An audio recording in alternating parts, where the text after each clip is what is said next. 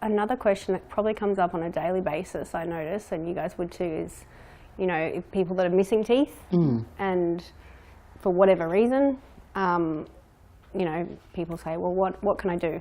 I've got a missing tooth, what am I going to do to replace it? Yeah. So we actually have few options to replace missing teeth, but like the main reason, in my opinion, why replacing teeth is very important is that because once we take a tooth out, what happens is those two teeth on either sides of the gap, they start moving, and they like kind of literally destroy the whole bite, you know. Yeah.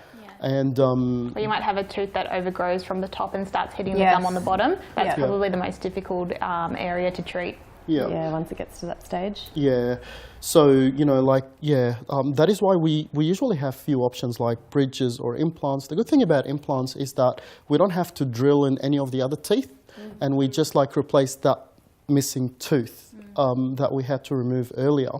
And it is very, very successful, and it's many people, they love it, you know, like it's usually... In terms of the recovery, lots of people say as well, it's a lot more comfortable than even after having the tooth itself removed. It's a really speedy and comfortable recovery. Exactly, and yeah, I had that few times, like people, they tell me like it was not as bad as extracting the teeth. Yeah, you know? I hear that all the time. And with all the implants that we did here in the Dental Lounge, like people did not even get a swelling afterwards or anything, you know, like, it was pretty good. So for those that don't know, what actually is a dental implant? A dental implant, you know how like a normal natural tooth has got a root, which is inside the bone, and the crown, which is the part that you see in the mouth. A dental implant is exactly the same. Like it has got a root, but it's made of titanium, which is a very safe material. Biocompatible. Biocompatible, yep. And we kind of drill that inside the bone. So it's like a post that we put inside the bone. And then we put a crown on top of that post, which is to replace the part of the tooth that you see inside the mouth. How long does that process normally take? Usually it takes around about 4 to 6 months. So once we take the tooth out, we just wait for a couple of months first for that bone to heal. Then we drill a small hole in the bone and put that post in there. We leave it there for a couple of months to heal, and then we put that crown on the top.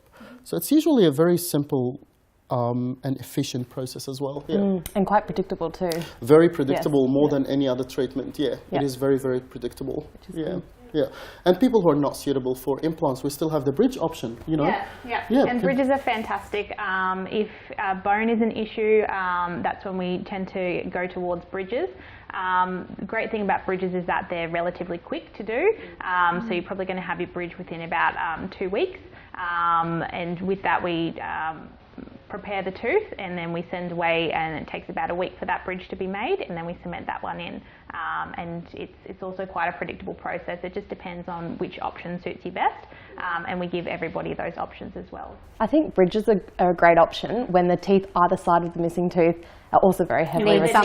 When they need a crown. And need crowns. It makes it a really cost effective and again a predictable way to save those teeth in the long run too. Yeah, definitely. And being that they're all made of porcelain and other such materials, they are very safe in the mouth, and they do tend to last quite a while now. So it's a good, I guess, insurance policy for your teeth as well. You know, you're investing in your teeth long term, and you're restoring function as well as aesthetics as well.